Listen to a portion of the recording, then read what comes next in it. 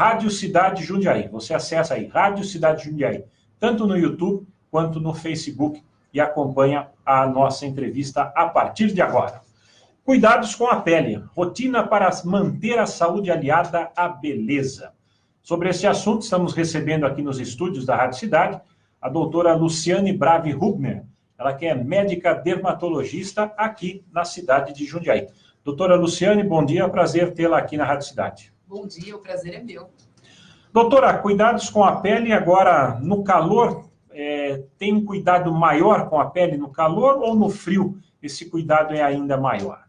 No calor, porque a radiação solar é mais intensa, a gente tem aí um grande buraco na camada de ozônio que só vem aumentando e por isso o uso de protetor solar é muito importante.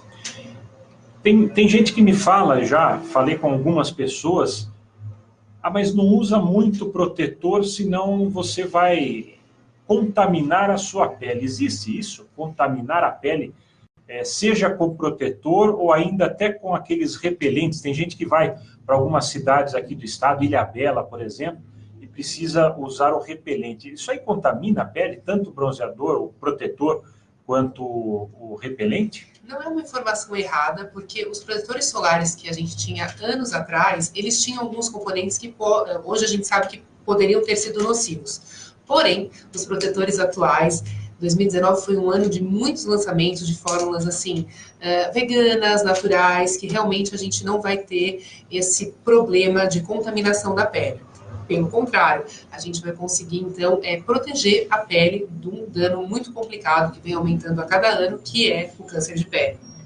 Em relação aos repelentes, existe, por exemplo, os da farmácia, que muita gente já conhece, mas aquela famosa citronela, que também é algo natural, vem sendo muito usada com efeitos até melhores do que os repelentes mais químicos, digamos assim.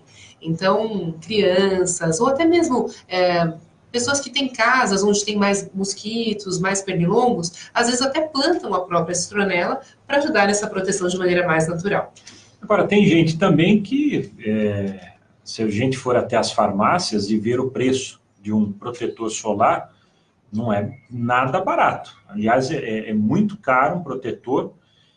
E muita gente pergunta se há possibilidade de algum tipo de proteção natural. Se dá para fazer um protetor solar em casa, com alguma solução caseira. Existe essa possibilidade hoje? Pois os surfistas, não é de hoje que eles usam o hipoglós. Opa, falei um nome aqui. Mas enfim, eles usam pomadas de assadura, às vezes, no nariz, na bochecha, para darem uma barreira física, né? Viseiras, óculos de sol também podem ajudar. Para quem é mulher, às vezes o famoso pó de arroz também pode fazer uma barreira sobre a pele. De qualquer maneira, nenhum deles é tão eficaz quanto o protetor solar. Tem umas camisetas também que os pais colocam em suas crianças para que eles andem na praia ou fiquem na piscina e não sofram tanto com o sol. Existem camisetas apropriadas que barram os raios ultravioleta? Sim, então várias marcas de camisetas, até mesmo os bonés, chapéus, hoje em dia luvas, né, já tem sido, a venda aumentou demais, mesmo porque, é claro que todo mundo que já foi criança tomou um sol a mais na vida e às vezes já teve aquele problema de ardência. Mas hoje em dia, como eu já disse, isso é muito mais comum. Por isso, além dos protetores, muitos pais têm usado essas roupas especiais para proteção maior das crianças. As mulheres que costumam sair de casa, fazer aí as suas maquiagens, essas maquiagens, elas já servem de proteção solar? Elas podem conferir uma barreira. A maioria das marcas, uma barreira à pele em relação à radiação do solar. Mas, inclusive, algumas marcas já fazem a maquiagem com algum tipo de proteção. Porém, existem protetores solares muito legais que também têm uma cosmética interessante, gostosa, não melada, com cor. Então, as mulheres já conseguem comprar os protetores solares com cor, que protegem mais do que os sem cor, uma cosmética agradável. E, para as mulheres de plantão, esses protetores solares com cor de base, eles acabam sendo mais em conta do que as bases normais do dia a dia aí de fazer maquiagem, por exemplo.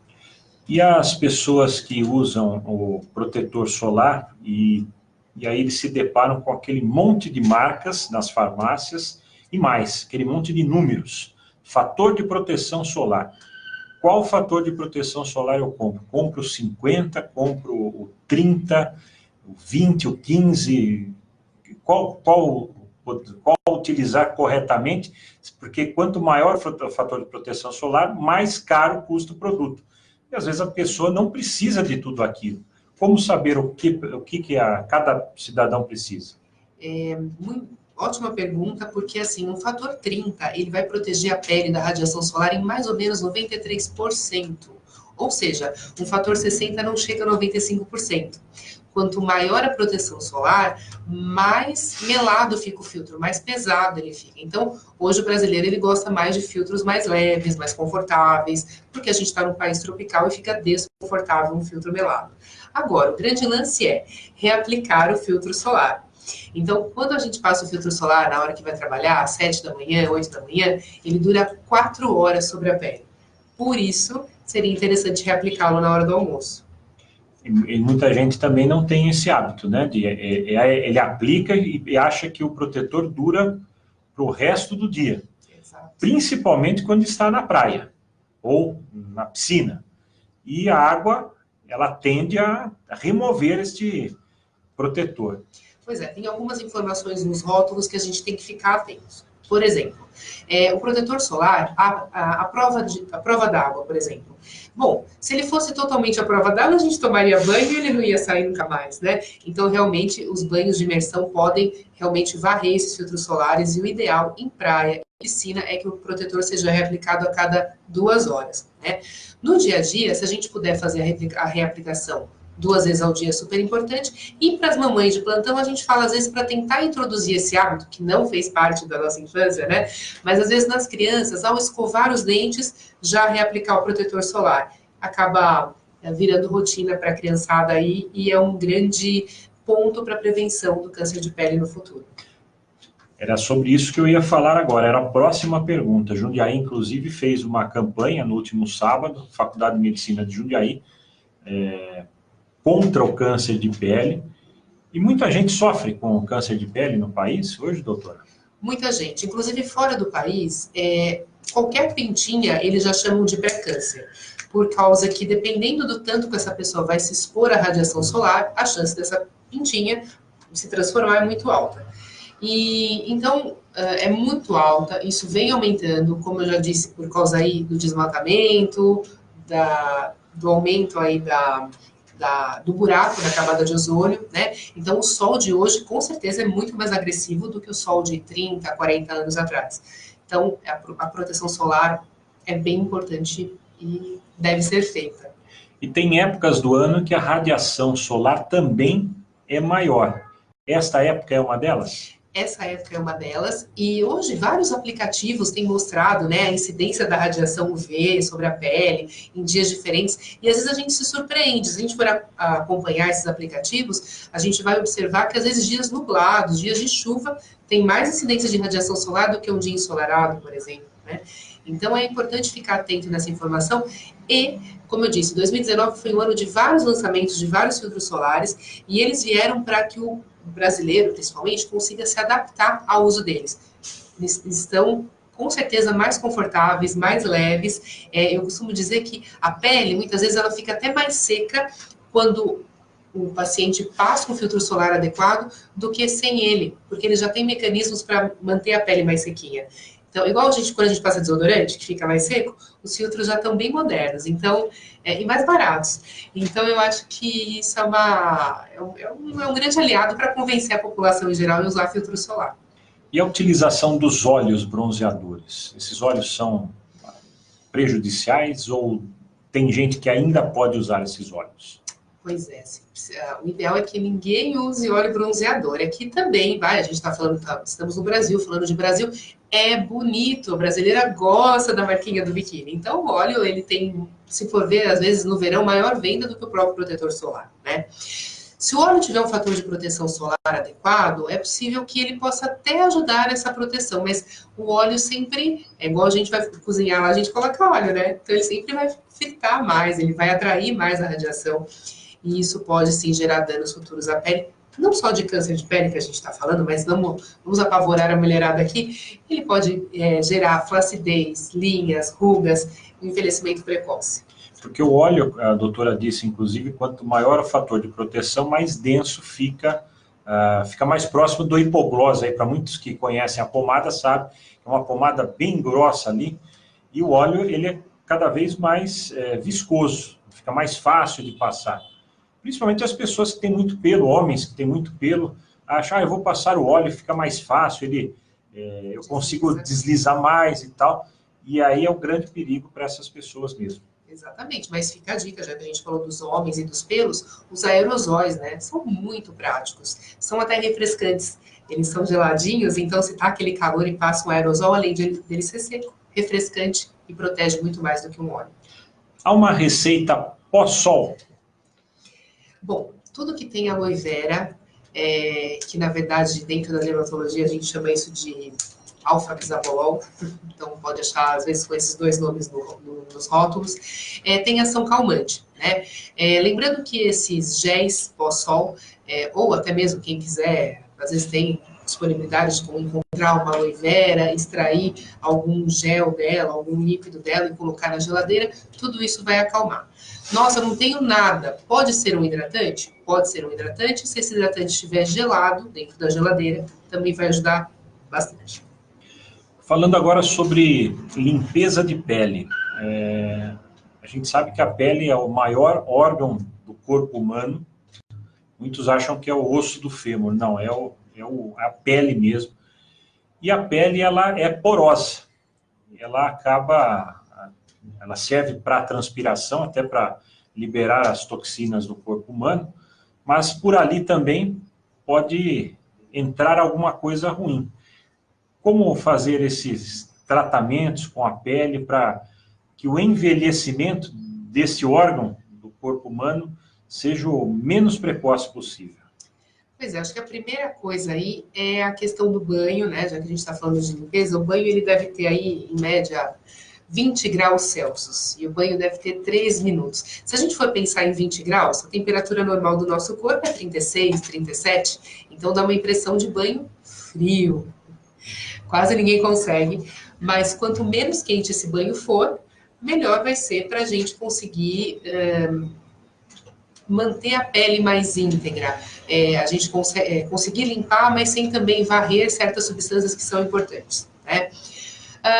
Talvez uma pergunta que o telespectador pode estar fazendo é: posso usar bucha, né? Depende, né? A maioria dos dermatos dizem que não, porque ela pode tirar algumas camadas da pele e desproteger a pele. Mas dependendo do dia, se houve muito suor, se usou um creme mais poderoso, tudo, ela é necessária. Para as peles mais sensíveis, talvez uma bucha mais leve. Agora tem várias esponjas novas no mercado também, com a função de limpar sem... diferente daquela bucha vegetal, né? Então, e sabonetes de limpeza profunda também estão bem em alta, são gostosos, são confortáveis, a gente sente aquele frescor na pele. E aqueles cremes hidratantes que dá a impressão que só mulher que usa. Tem homens que usam também? Tem homens que usam. Na verdade, existem algumas doenças de pele que as pessoas acabam sentindo necessidade dessa hidratação mais do que outras. Então, quem tem problemas na tireoide, às vezes tem uma pele mais seca. Mulheres menopausadas também vão ter uma pele mais seca. E tem pessoas que simplesmente nascem com uma pele mais seca ou têm alergias que precisam de uma hidratação. Então, a maioria não gosta do aspecto melado. A maioria das pessoas não gosta do creme, mas tem pessoas que sentem necessidade, sentem conforto com o hidratante. Nosso ouvinte, o Elair, ele mora aqui no Jardim Marambá, em Jundiaí. Ele diz: quando eu uso protetor solar no rosto, eu fico com os olhos ardendo. Tem algum protetor que eu possa usar que não arda os olhos? Poxa, existe sim. Existem protetores específicos, tanto para quem gosta de ir para a piscina, quanto para quem gosta de fazer atividade física.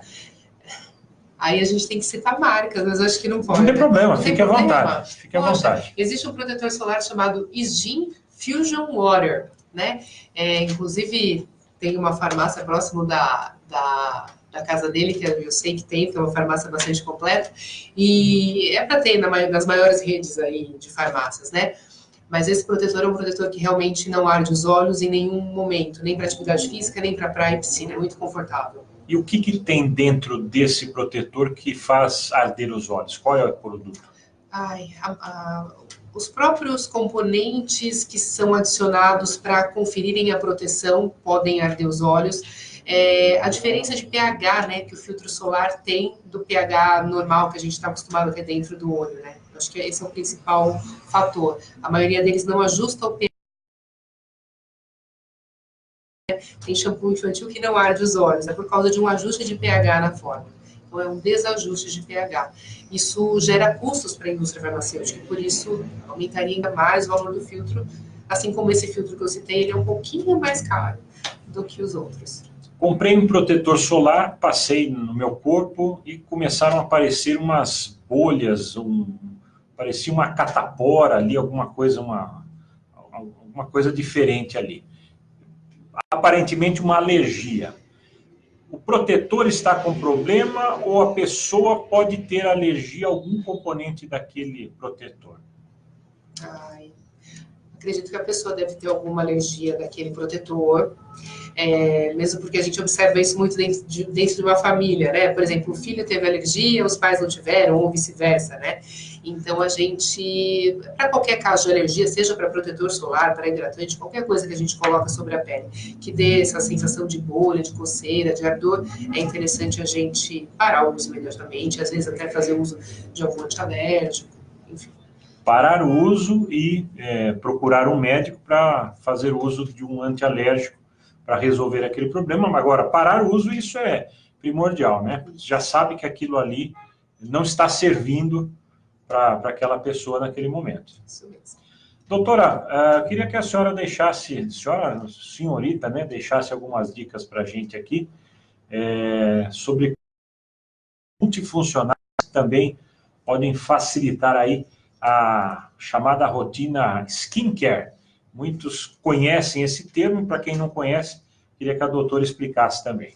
Pois é, skincare são os cuidados com a pele. Isso eu posso abrir que quem procura mais são as mulheres. Os homens ainda não estão muito ligados nesse assunto, mas são produtos que conseguem, às vezes em um só produto, né, para, nesse caso, a gente facilitar, fazer contração de poros, clareamento de mancha, estímulo de colágeno e proteger a pele do sol. Tem mais um item que está muito na moda que a gente tem que falar, que é a ação antipoluição. Porque descobriu-se que a poluição também pode depositar partículas sobre a pele que podem gerar o envelhecimento.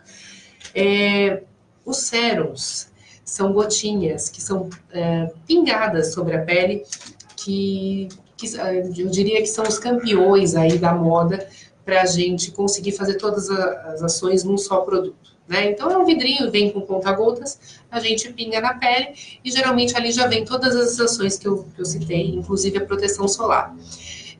De qualquer maneira, é difícil a gente... dizem que quando a gente tem muita coisa no produto só, ele não faz bem, né, junta muito... Faz bem para nada. Enfim, eles ajudam muito, mas às vezes as mulheres com mais envelhecimento, com mais manchas, precisam usar um ácido à noite. E as mulheres de plantão aí já devem, a maioria delas, viu, depois dos 30 anos, já sabem o que é ácido. O ácido é um produto de uso noturno, que é ele sim o campeão de clareamento, estímulo de colágeno e tudo mais. De qualquer maneira, ele exige alguns cuidados, porque, na verdade, ele não deixa a rotina tão prática, porque eu tenho que usar um ácido à noite e aí eu tenho que usar o protetor solar durante o dia. Acaba não sendo só um protetor solar, né? Mas, basicamente, o que é bem interessante é usar um bom filtro pela manhã. Esse filtro pode ser ou não enriquecido com cor de base ou com alguns agentes já clareadores e anti-envelhecimento. E ainda à noite eu usar um desses ácidos. Tem ácido de verão, ácido de inverno, super importante. Sabonetes de limpeza profunda para a pele também vão garantir a melhor penetração de tudo, do filtro, do ácido noturno, né? E ainda alguns remédios para a área dos olhos. Então, quem que não se incomoda com os pés de galinha, né? Olheira, pés de galinha. Então, a gente pode colocar também um creminho para essas áreas. As mulheres acham essa rotina bastante simples. Agora, os homens já, né? Ó, vou usar o protetor solar e vou parar por aqui, tudo bem? Tudo bem. Homem é preguiçoso, não?